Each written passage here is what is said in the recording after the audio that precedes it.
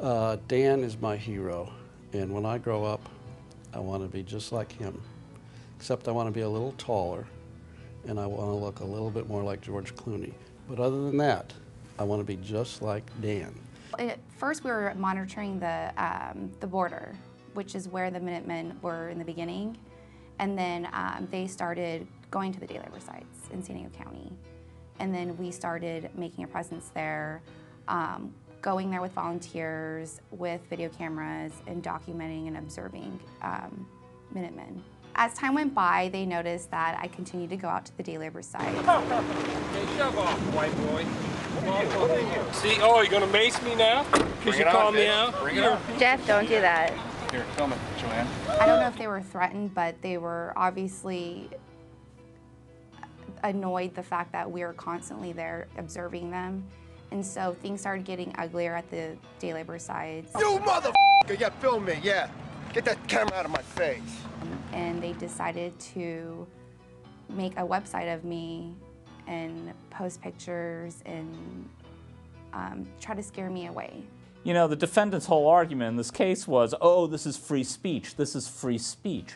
Well, the topic that should have been the topic of the free speech was about immigration. But that's not what these guys did. What these guys did is they came in and said, oh, you don't agree with us, America, love it or leave it, you're a whore, and we're going to publish information about you on the web, and we're going to intimidate you.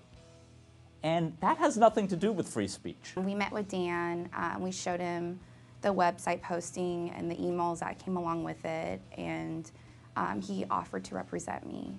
Then when you get involved in cases like this with these kind of people, you're going to end up in their crosshairs. And these people have a propensity for violence, and when you sue somebody and back them into a corner, they can become more violent. In the beginning, in the openings, Jeff Schwilk's attorney really promised the world, and he didn't deliver on any of it. And Dan got up at closing with a sheet of notebook paper. They had written on it everything that the defendant had promised in his opening.